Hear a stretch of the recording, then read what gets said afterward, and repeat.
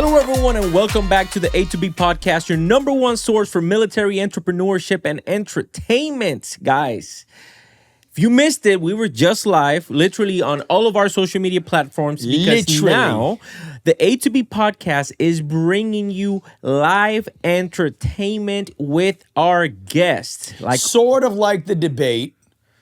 Kind of, sort of. But a lot more coherent. Yes, correct. Well, it depends. If you ask the drill instructor, you ask the recruiter. Guys, like always, I am joined by my co-host, Barry. Oh man, today we got a good podcast for you guys, because me and Barry, we're gonna be discussing. We were pulling some research and something that we're looking into the future now, right? We've been talking a lot about current things that are going on in the military. Yeah. But with all the things that are happening, where do we see the military going? And realistically, with all the technology that's going on, what I really want to know is, where do we see, in our personal opinions, where do we see the military? It's more specifically about AI.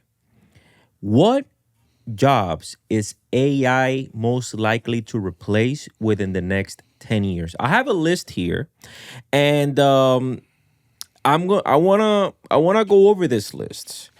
What jobs, Barry, do you feel that are most likely? Well, first of all, even before I ask that question, how do you even feel about AI? I feel it's something that we better learn how to exploit. What do you mean by that? Well, it's kind of like senior leaders in the military and social media. They're like, oh, I don't Facebook, I don't even know what that is, and the young Marines and the service members are laughing at you because they're on there every day.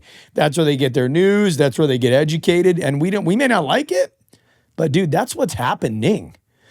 Yeah. So, that's how I look at AI, man. Get on board or get left behind. I feel that you got triggered by recent events that happened on the A2B podcast. Well, yeah, because I've had people reach out to me and tell me, like, my sergeant major doesn't want me to follow you anymore. Oh man. Like, I got called in and they called me, and I'm like, wow, dude. That's like, yeah, that's petty. Listen, I'm gonna address the elephant in the room, because I think this is something that we got to talk about. The elephant being that drill instructors are better than recruiters. Not that elephant. Different elephant. The elephant is in the other office. That elephant's in the other office. We're gonna bring it. Okay. And we'll probably get there. 3 offices down, because every single time you've been beat, recruiters are better. But let's go ahead and stick to the subject, right? Listen, guys, when me and Barry were sitting down here, talking about what we wanted the A2B podcast, because believe it or not, this is not just some random fucking podcast that we have done and that we have created. Yeah. We created this podcast with intention.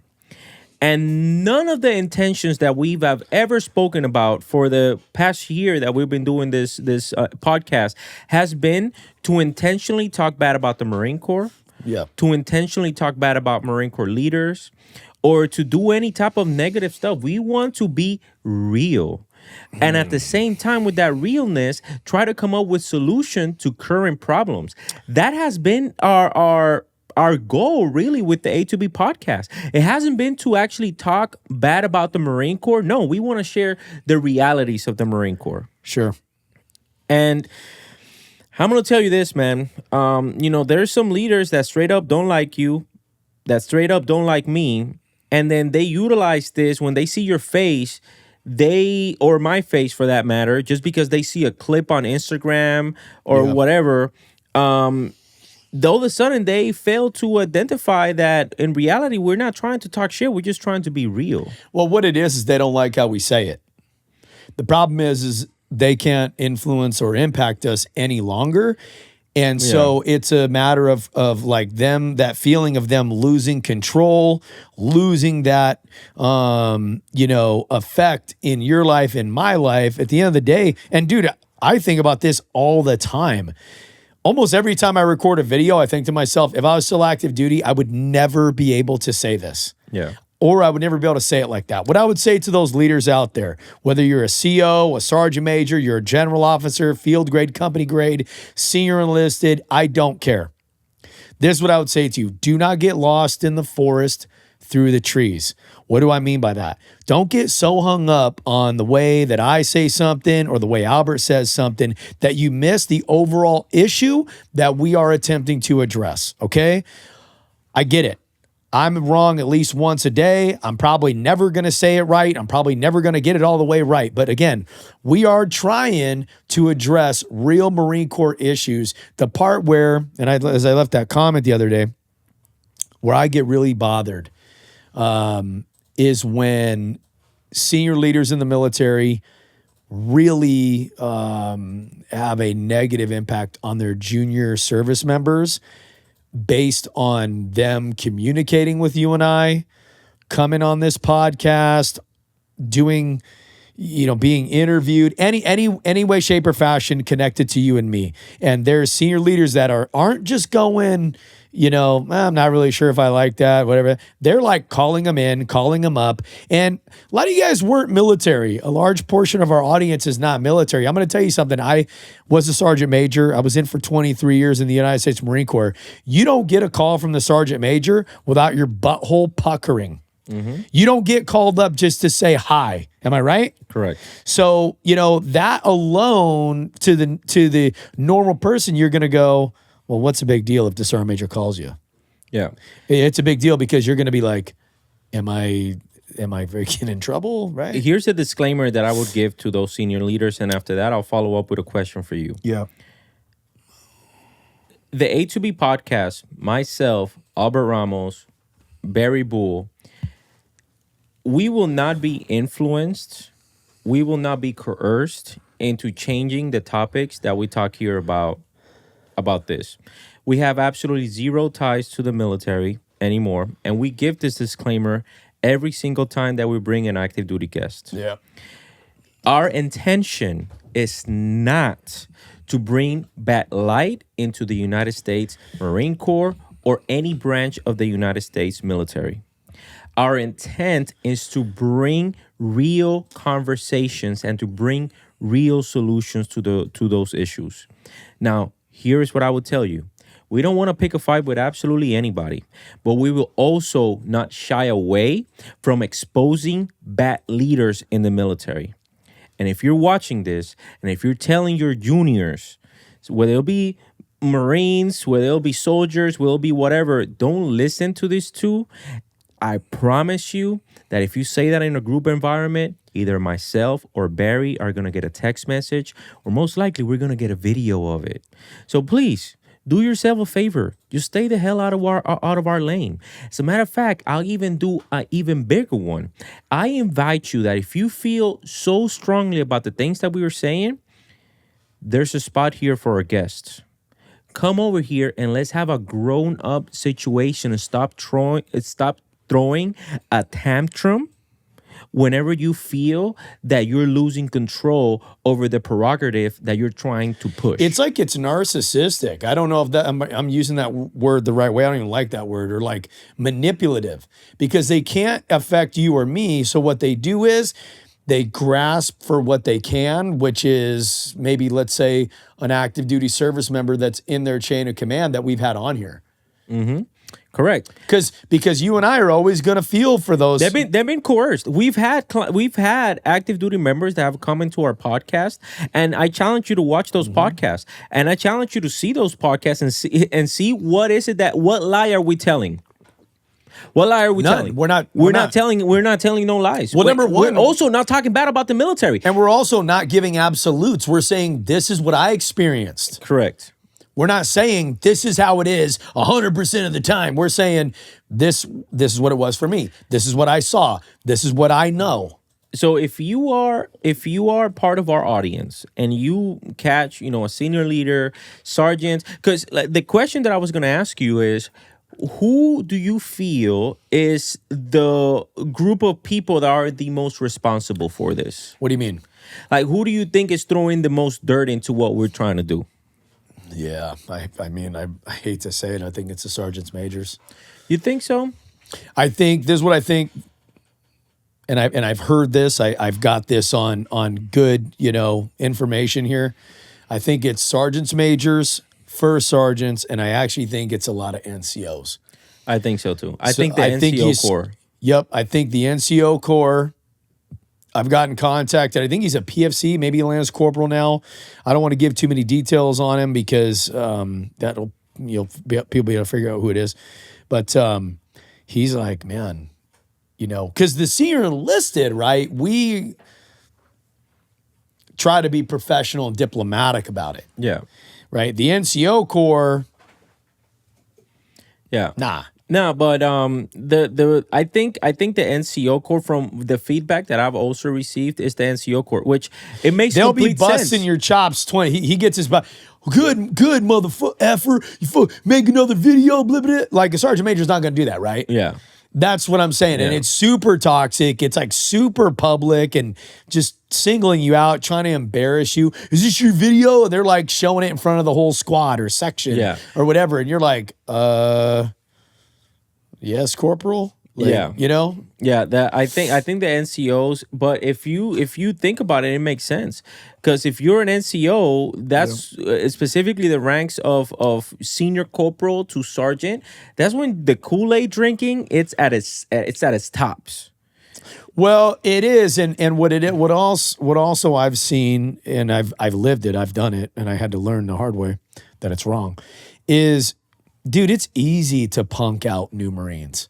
They don't know their way around the building. That's dude. very true. They're scared. They want to impress you. They want to work hard for you, and they really, really do. 99% of the time. And the NCOs, and I was one of them that's guilty. You exploit that.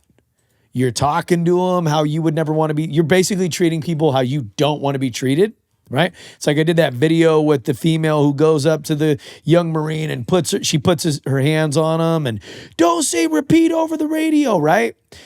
And my rift with that as a sergeant major, like I said, dude, I've dealt with it.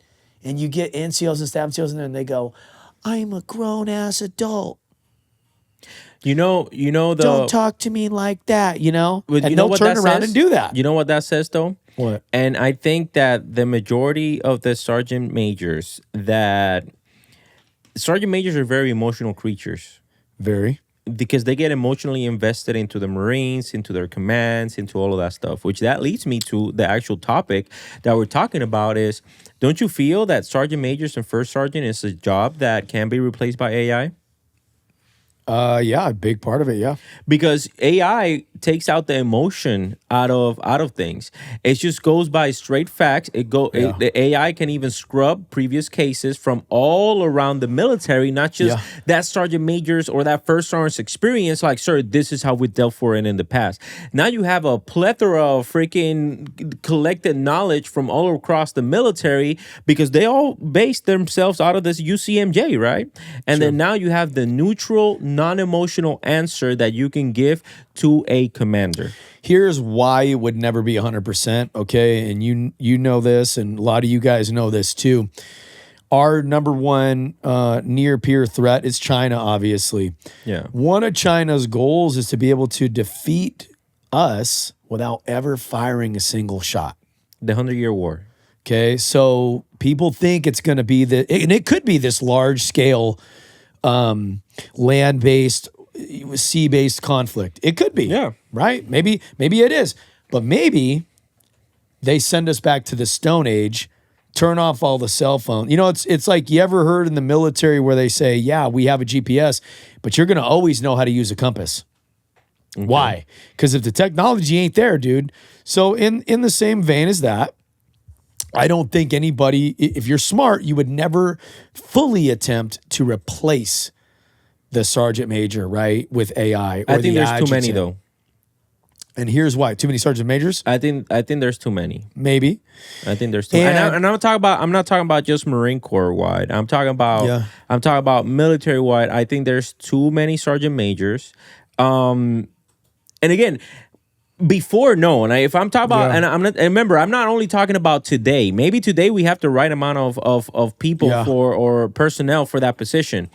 But the reason why I say that there's something like 500. If you're involved in manpower, please fact check me on that. Marine Corps. Yeah, Marine Corps. So the reason why I say that is because yeah, maybe you might need one at the top, the one that's actually informing but the other one, kind of like how the air wing does it. You know, you can have a squadron gunnery sergeant, somebody that now. Can I be honest with you though? Yeah, go ahead. Yeah, I don't think that would ever fly. In today's military, but that's what we're talking. I always heard this one all the time, and it was always the master guns, and we just kind of play along with it because we don't want to hurt anybody's feelings, right? And they'd be like, "I can do your job, but you can't do mine." Respectfully, no, you can't. Okay, like on the large scale, no, you can't. There's always an exception to the rule. I'm sure it's happened, but let me tell you something. When you go to a unit and the sergeant major ain't been there, boy, oh boy, it's like Last of the freaking Mohicans, Lord of the Flies. Lord of the Flies, that's what I meant. It's like Lord of the freaking Flies, and I can promise you it's not going well. Okay, let me give you a list of jobs that will lead to, because everything is, I can guarantee you, regardless of how you feel about it and how I feel about it, it's going to get implemented. Everything is going to turn to one thing. Yep. And it's what makes the world go round. And it's not gravity, guys, it's money. Okay, so these are the jobs that will have a significant cost savings. Here are some key areas: surveillance and reconnaissance. Okay. That's the first one. It's more specifically drones and UAVs that can perform surveillance reconnaissance missions without risking human lives. That's the first one. The second one is logistics and supply chain management. Okay. This is one that the military is severely behind. And when I'm talking about severely behind, the problem that we have is by the time that we are able to get a contract approved and goes through the entire chain in order for us to approve it, Amazon already came out, and Amazon don't have to deal with all the gray area of, government and all that stuff. So now we're always going to be 10 steps behind as long as these changes keep being implemented by government, essentially, right? The other one that we have, it's cyber security. It's a huge one right now. I say, remember what that new message that came out of the Marine Corps allowing civilians to come up as the rank of gunny. So cybersecurity is another one. Training, TCOM. Oh my goodness. You know how much money we throw at TCOM? It's a lot. So training, and what they're referring to training here, and education. Yeah, what they're referring to here specifically is AI-powered simulations to provide realistic environments for soldiers and Marines.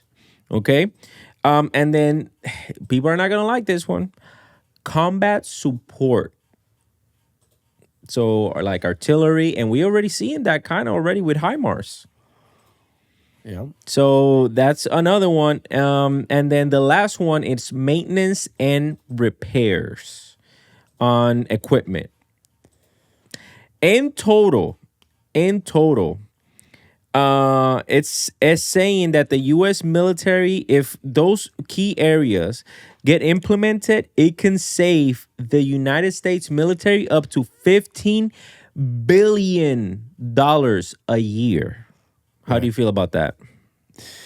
Well, like I said, it's a drug, right? And you can't be totally dependent on it, because what if we were reduced to maps, compasses, pencils, and that's it? You know what I mean? And we had green gear for radios or whatever we had. You have to be able to use that stuff. I think the technology is only as good as the human beings that are using it. But what I'm trying to say is, I think, like I said, we need to learn how to exploit it, how to implement it, not fight it, right? How to work with it. But I do not see it as being an either or. I see it as a both. I see it as... Barry, there's so many people, though. I'm going to tell you my experience. Right? Yeah. To me, it was very easy because I have a business. I've always had like a business oriented mindset, right? Sure. But I'm gonna tell you this, right? When I was the S3 training chief at my last command, which was 1st Supply Battalion, it wasn't even AI. People didn't even know how to utilize Microsoft Teams. Like Microsoft That's Teams, true. I could be talking Chinese when I was talking to some of these leaders. Yeah. And some of these leaders were the decision makers in some of the stuff that we needed to do. And then because here's what I did when I was in the Marine Corps. Before I started taking a decision or before I started implementing any type of change in the new position that I had been bestowed, what I did was I went around. What is your gripe? I went around to all of my subordinate companies, right? What is your gripe? Oh, that the battalion doesn't give us enough time in order for us to do, to name people. Okay, got you. Oh, the battalion doesn't give us the training schedule when the CFTs and PFTs are going on. The battalion doesn't give us the training schedule in order for us to be at 100% training readiness. The battalion this, the battalion that. So what I did was I implemented on Microsoft Teams a full calendar that had links because the other problem that we had was, we have 15 allocations, but supply company took all the allocations because on that meeting, ammo companies, supply or clerk couldn't go, a company clerk couldn't go, and then supply took all the other things. It's like, okay, fine. Let's reduce the amount of meetings that we do because this shit is fucking counterproductive. Y'all know what I'm talking about. 15 minutes a freaking day. Completely counterproductive. Let's do everything that way you can watch it from the comfort of your own office. And then it had a link to the Microsoft link to where you can see one single roster, and he was even color coded because I know Marines love crayons, so he was even color coded in Marines' favorite crayon colors. You know, hey, ammo company was red, supply company was yellow. Was it H&S company? I don't remember. I think it was white, like whatever, right? But now you know exactly how many allocations you had. And that's not even AI. You know what I'm talking about? That's all predicated on the fact that the Marines have a Microsoft Teams account. No, do you know what? And let me tell you this. No, you have to have a Microsoft Teams account. As a matter of fact, if you have Outlook, you have Microsoft Teams. Right. So here's the issue. And I ran into this when I was in Marine Corps Base Camp Pendleton. I'm trying to remember what the system was. It wasn't Teams. I guarantee you know what it is too, but it was computer based. And it was that simple. We required every Marine to have an account, but guess what every Marine doesn't have? They don't have a computer. They can't access it from their phone, or they're not going to access it from their phone. And you know, Marines really, it worked. We made it work. I'm not going to say that it didn't work, but what I noticed was if it's not something that is pushed from the top, it's not going to work. Here's what I would tell you. The CEO. Here's what I would tell you. Why is it that AI would benefit? Because again, you remove the emotions out of shit. Mm-hmm. Let's say, for example, right, McTims. You connect McTims to AI. I promise. SharePoint. That's what it was. SharePoint. Yeah. SharePoint was the program. So Microsoft Teams has its own SharePoint. It's just that SharePoint is a place that you store data. SharePoint was great. Yeah, well, it only shared data though. Like you can share like a power. If you had a PowerPoint presentation that you want to collaborate with somebody else, it didn't have the capabilities of Microsoft Teams because Microsoft Teams now you can connect calendars. You know, you can connect the SharePoint as well. Like there's a lot of more things that you can do with Microsoft Teams. And by the way, Microsoft Teams. That's fucking like Microsoft Teams is like here compared to what the actual companies are really using, right? Yeah. To streamline and to save money. I will tell you this: you connect McTims to AI, you remove the emotions. It's like, hey, listen, this person hasn't been trained. This is the list of the people that are going to the rifle range, non-negotiable. Because AI already recognized that this Marine had to go on this date, and then there's probably ways that you can put in there, like this Marine cannot go on this date or whatever. But then as soon as that list comes out, because then now, as the company, let's say you're a company gunny, and you want to go bitch, moan, and complain to, the battalion, who do you go and complain to? Nobody. It's like, oh, well, this is what the list is. I guess we got to make it happen. You know what I can already see? What? Is this what pogues sit around and talk about? Well, I mean, yeah, fine. But at the end of the day, we are the ones that make the Marine Corps run. It's true. We're the ones that make the Marine Corps run. Like, and you guys need to be thinking about this type of stuff. because this is what the Marine Corps will and the But my reason. frustration is like I said, is like, even as a sergeant major, it's like, I'm not going to be negative. I'm not going to be cynical, but I'm going to sit back and go, when the general officers start talking about it, then my ears are going to perk up. And until then, people aren't going to use it. I'm telling you, one unit will use it, one won't. These guys are all about it. Life is great. It works really well. That's super cool. Let's high five each other. But as a senior enlisted guy, it's just hard to like really get excited because you're like, you know what I mean? Like, it's all I'm saying is anything that we do, whether it's AI, teams, I agree with you. I think they're great. I don't think they're going anywhere. Who's not going anywhere, or what's not going anywhere? AI or teams. I think Yeah, they're there to stay. You know, but until it's just like with social media, right? And it's like you can't win either, okay?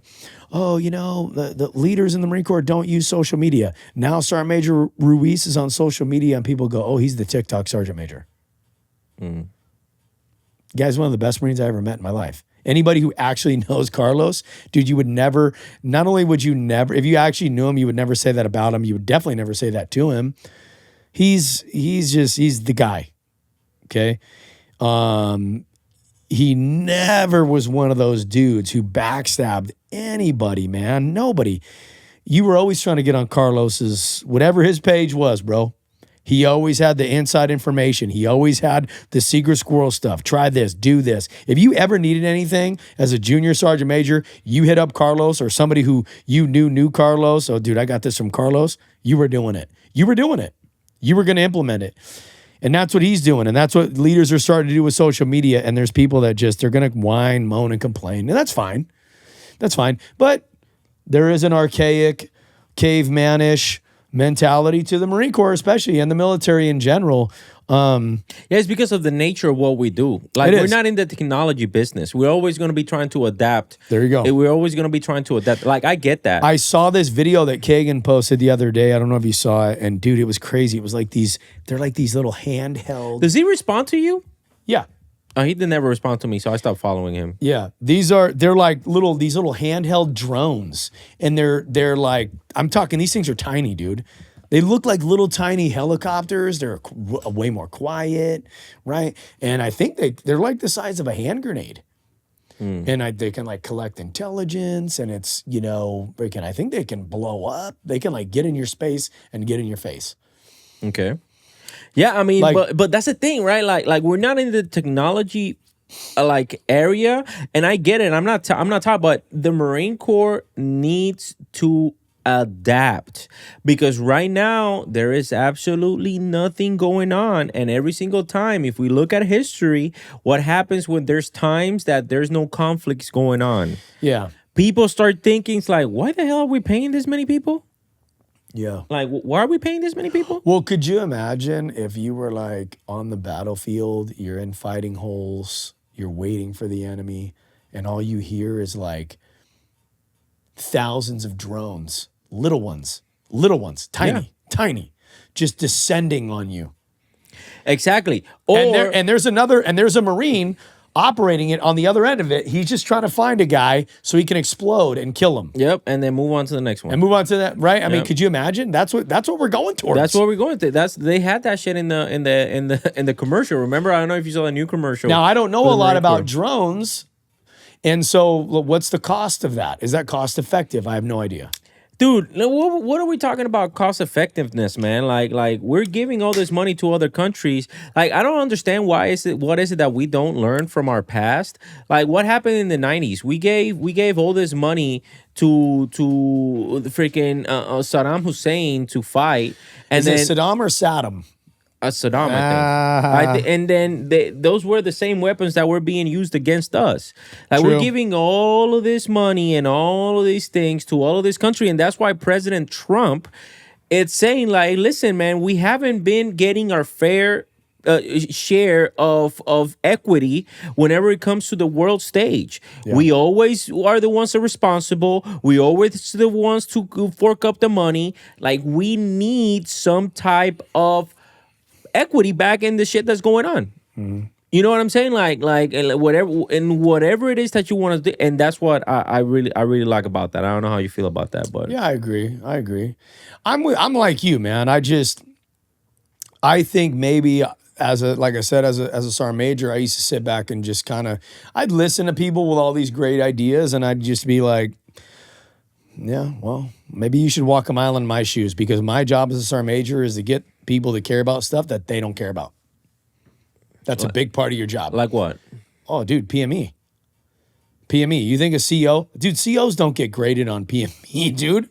They don't get graded on that. Every unit's got a legit mission. You know, that's what they're getting graded on. Dude, trust me, I've been in so many meetings, dude. You ain't getting chewed out because your guys didn't go to PME. It ain't happening. It's not happening. It's not happening. I don't know. And so you got the sergeant major up I there don't know how trying I feel about PME. Well, you know, you got the sergeant major up there trying to beat the drum on it. Why? Because, dude, you want your guys to get promoted. That's the only part that I see about PME. It says standardization of like this guy did it and this guy didn't. But the problem with whenever it comes to PME, man, is dude, it's just a check in the box. That's it. The same thing with the courses. Like, how do we? The real question that I have is, how do we really make it so that way Marines, we get an actual better product instead of like just a check in the box.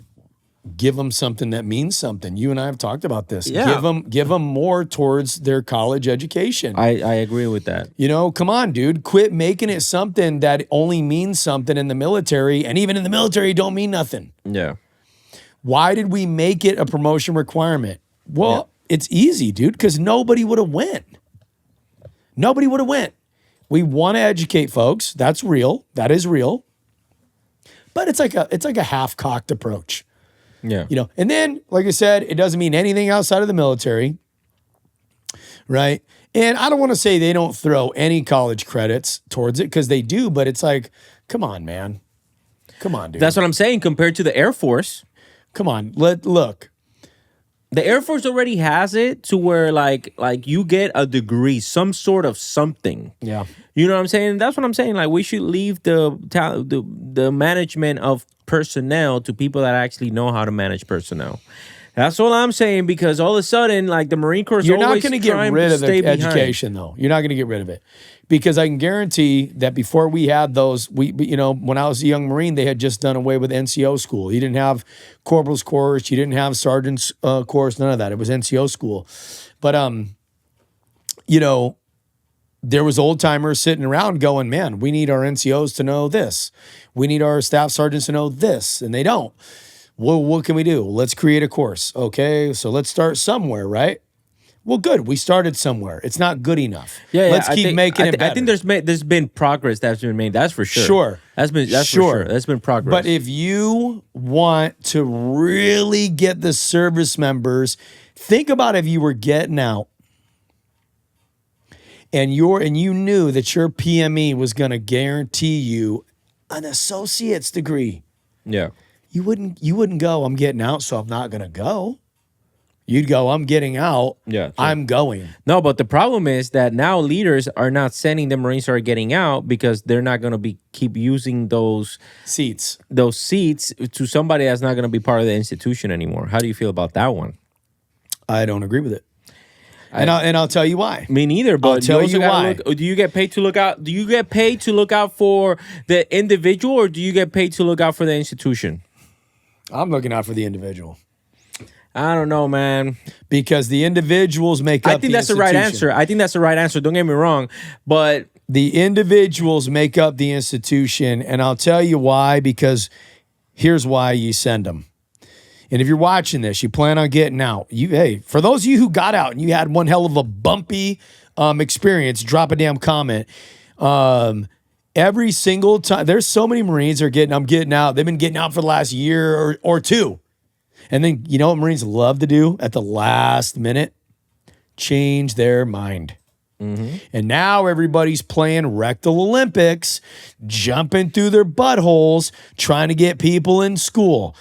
That's one.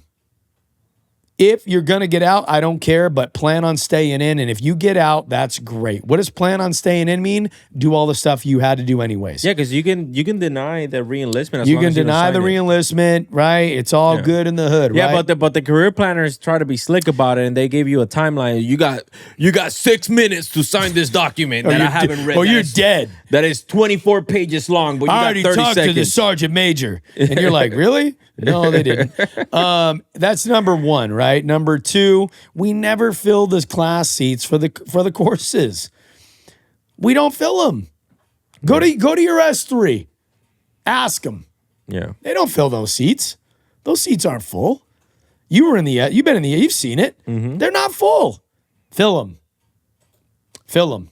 They don't get filled. In my personal opinion, the reason why they don't get filled is because all of a sudden an email gets sent out usually from the sergeant major or the S3 training chief or somebody at the S3 that they received an email from headquarters, where there'll be, first MLG division, whatever it is. All of a sudden it's like, we have allocations and then we need the name by tomorrow. And then all of a sudden it's like, oh shit, we haven't sent anybody in fucking 4 months.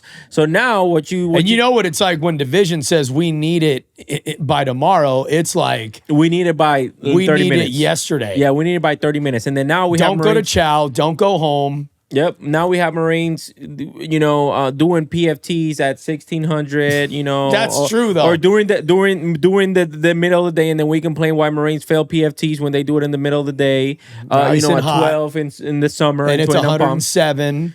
But it is. And they were drinking. They were drinking warm milk. It is for what lunch. it is. That's why I say you remove those dumbass people that are making those dumbass last minute decisions, and then you implement some type of AI to where now that's the list. AI is able to make the list for the entire fucking year in 5 minutes. That way you can plan ahead. Okay, time out.